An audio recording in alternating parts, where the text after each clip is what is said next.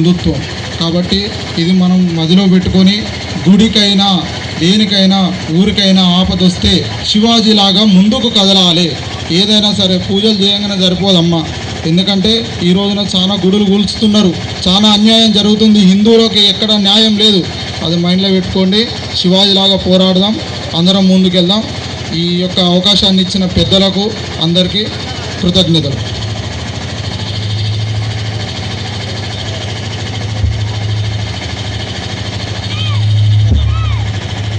అలాగే మా యొక్క యూత్ సభ్యులు గండా ప్రతాప్చారి గారు మాట్లాడాల్సిన కోరుకుంటున్నాం. అందరికీ ముందుగా జై శ్రీరామ్, జై శ్రీరామ్, జై భవానీ. మన గ్రామంలో శివాజీ జయంతి మహోత్సవానికి విచ్చేసిన గ్రామ సర్పంచ్ గారు, అలాగే ఉప సర్పంచ్ గారు, అలాగే వార్డు మెంబర్లు,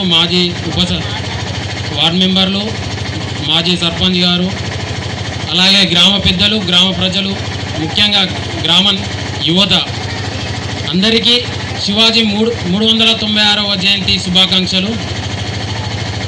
మన గ్రామంలో ఈరోజు అంటే మనం శివాజీ స్థాపించుకొని ఇక్కడ గ్రామంలో ప్రతిష్టాపన చేసి మూడవసారి మహోత్సవానికి ఇంత గ్రాండ్గా ప్రతిసారి కాకుండా ఈరోజు అంటే అన్నదానం ఒకటి కాలేదు, దానికి కానీ కొన్ని అనివార్య కారణాలు ఉన్నాయి. అవి కూడా నెక్స్ట్ టైం కూడా ఫుల్ఫిల్ చేస్తాము. ఈ జయంతికి సహకరించిన ప్రతి ఒక్క దాతకి ఎంతో శివాజీ సభ్యుల తరపున అందరికీ శిరస్సు వంచి నమస్కరిస్తున్నాం వాళ్ళకి. జై శివాజీ. ఇంకొకటి, ఈ కార్యక్రమానికి మా కమిటీ సభ్యులు ఎంతో కృషి చేశారు. వారందరూ పైకి రాలేకపోయారు కొంతమంది. మా అందరి తరఫున నేను క్షమాపణ చెప్తున్నా. ఎవరేమనుకోకండి, దయచేసి మమ్మల్ని మన్నించండి.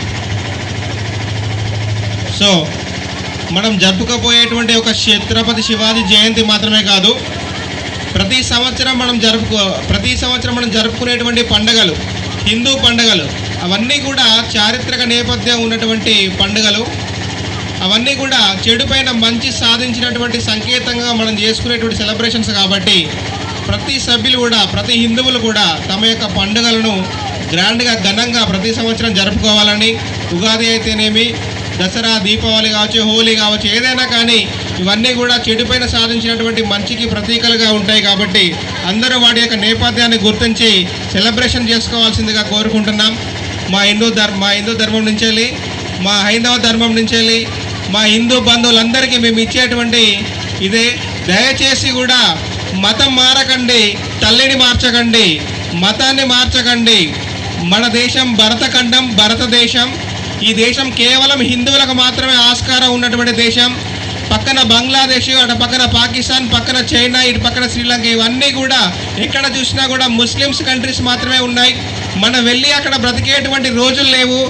రీసెంట్గా వార్తల్లో చూస్తున్నాం, బంగ్లాదేశ్లో మైనారిటీలు అయినటువంటి హిందువుల మీద ఘోరాతి ఘోరమైన హత్యలు, బట్టలు విప్పి పెట్రోల్ పోసి చెట్టు కట్టేసి కాలబెడుతున్నటువంటి దృశ్యాలు మనం చూస్తున్నాం. పేపర్ల మీద కానీ న్యూస్లో కానీ ఎక్కడ పడితే అక్కడ. అదే మనం ఇక్కడ మన మైనారిటీలతోటి సోదరభావంతో కలిగి ఉంటున్నాం. వాళ్ళు మాత్రం అక్కడ మనల్ని చిత్రహింసలు చేస్తున్నారు. దాన్ని దృష్టిలో పెట్టుకుందాం అందరం కూడా. ఎందుకంటే మతాన్ని మార్చకండి. క్రిస్టియన్ అని కూడా వస్తాడు, వేరే కంట్రీ అని కూడా వస్తాడు, ప్రచారం చేస్తాడు. మనం ఎందుకు ప్రచారం చేయట్లేదు? మనం బేసిక్గా హిందువులం, ప్రచారం చేయాల్సిన అవసరం మనకు లేదు. మన ధర్మాన్ని కాపాడుకుందాం, మన మతాన్ని కాపాడుకుందాం, మన దేశాన్ని గౌరవించుకుందాం. ఒక భారతదేశం ఒక హిందూ దేశం అని ప్రపంచ దేశాలకు చాటి చెప్తాం. ఈరోజు నరేంద్ర మోడీ గారి చూస్తున్నాం మనము. ప్రపంచ దేశాల యొక్క ఖ్యాతి ఎలా ఉన్నది, ఎక్కడ పోయినా రెస్పాన్సిబిలిటీ ఎలా ఉన్నది అనేటువంటిది మనం గుర్తుపెట్టుకోవాలి.